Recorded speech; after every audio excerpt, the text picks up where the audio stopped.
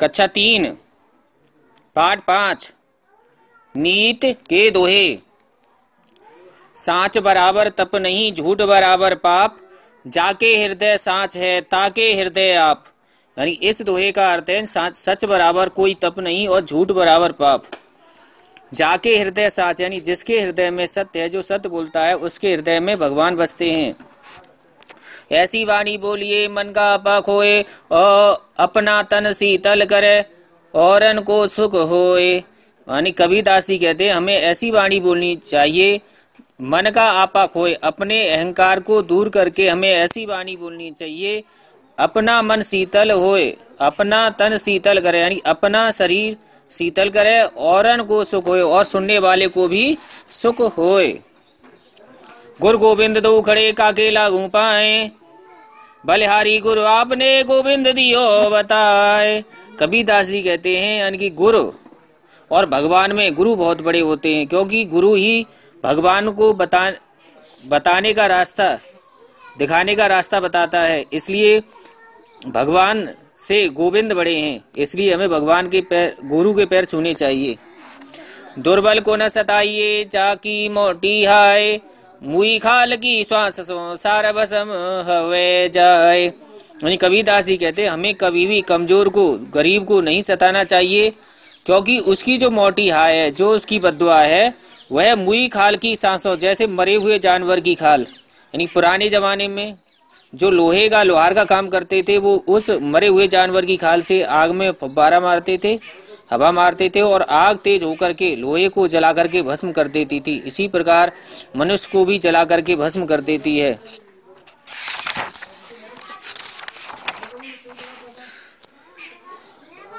वृक्ष का बहु नहीं फल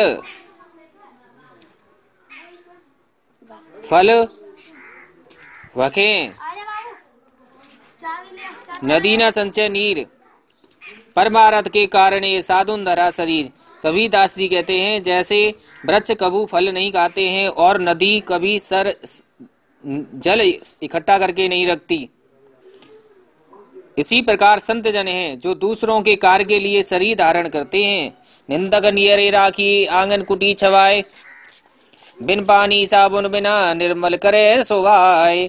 वाणी की जैसे निंदक, कबीरदास जी कहते हैं हमें निंदक को यानी बुराई करने वाले को आंगन में कुटी छवा कर रखना, छवाए के यानी कि बना करके रखना चाहिए, जिससे एक अगर छोटी से छोटी गलती हो तो उसको तुरंत टोके। जैसे बिना साबुन के, बिन पानी बिन साबुन बिना निर्मल करे स्वभाव, यानी कि जो आपका स्वभाव है उसको निर्मल स्वच्छ कर देता है, अहंकार रहित कर देता है। कस्तूरी कुंडल बसे मृग ढूंढे मन महाए, ऐसे घट घट राम है दुनिया देखे नाए। यानी भगवान इस तरह से बसते हैं जैसे हिरण की नाभ में कस्तूरी बसती है। कस्तूरी की सुगंध आने से हिरण ये समझता है कि जबकि सुगंध उसके शरीर से ही आ रही होती है और वो सोचता है कि वन में आ रही है, उसको ढूंढते ढूंढते वो पागल हो जाता है और अंत में मर जाता है। उसी प्रकार मनुष्य का भी शरीर है, मनुष्य के हृदय में भगवान निवास करते हैं, शरीर में निवास करते हैं, और वो दुनियावार संसार में उसको देखता रहता है। साहब सौ सब होत हैं बंदे ते कचुनाए, राई ते पर्वत करे पर्वत राही माए। यानी कि ईश्वर ही सब कुछ करने वाला है, मनुष्य के हाथ में कुछ नहीं है। जैसे पर्वत को राख कर सकते, रेत कर सकते हैं, और रेत को पर्वत।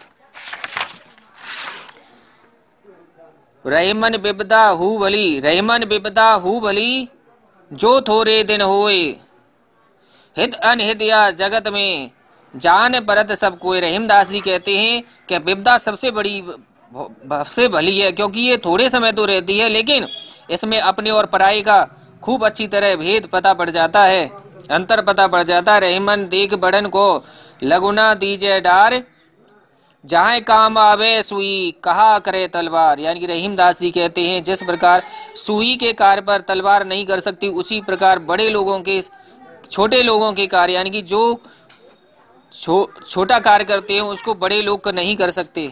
हर आदमी का अपना अपना मोल है, इसलिए सबके साथ प्रेम बना करके रहना चाहिए। रहीमन धागा प्रेम का मत डोर और चटकाए, जोरे ते फिर ना जुरे, जुरे गांठ पर जाए। यानी मनुष्य सभी को आपस में, सभी संसार वसुधैव कुटुंबकम, यानी पूरी धरती परिवार है, उसी प्रकार हमें सभी को मिलजुल करके रहना चाहिए। क्योंकि एक बार जिस प्रकार धागा टूट जाता है वह दोबारा नहीं जुड़ता, और जुड़ता है तो उसमें गांठ पड़ जाती है। तरबल फल नहीं खाते हैं, सरबर पिए न पान, कहे रहीम पर काज हित, संपत्ति संचय सुजान। यानी कि संत लोग अपनी संपत्ति को दूसरों के कार्य के लिए जोड़ते हैं। जिस प्रकार फल कभी वृक्ष कभी फल नहीं खाते, और सरवर पिए न पान, जैसे सरोवर कभी पानी नहीं पीते हैं।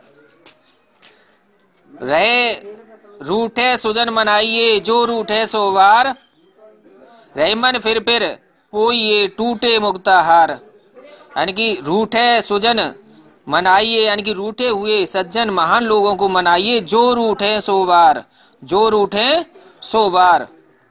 रहमन फिर पोइए टूटे मुक्ताहार, टूटे हार कहते मोतियों का के बाद टूट जाए तो उसे पोते ही रहो। इसी प्रकार कभी भी सबके साथ प्रेम भाव से रहना चाहिए। कहे रहीम, कहे रहीम, कहे रहीम कैसे निभे, केर बेर को संग, बेडोलत रस आपने, उनके फाटत अंग। जिस प्रकार बेरिया के पेड़ बाग में अगर केले लगा दिए जाएं, अगर बेरिया हिलेगी डुलेगी तो केलों को फाड़ देगी। इसी प्रकार सज्जन पुरुष और दुष्ट स्वभाव को क्या कह रहीम कैसे निभे, केर बेर को संग, यानी केला और बेर का संग कैसे निभे, क्योंकि बेर अगर हिलेगा तो केला को फाड़ देगा।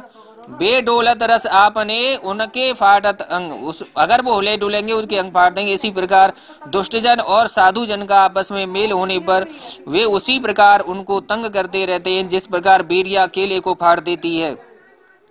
रहमन वे नर मर चुके, जो कबहू मांगन जाए, उनते पहले वे मुए, जिन मुख निकसत नाए। यानी कि रहीमदास जी कहते हैं, बेनर मरे हुए हैं जो किसी के घर पर मांगने जाते हैं, लेकिन उनसे पहले वो मर गए जिनके गले जिनके पास से कुछ निकलता नहीं है।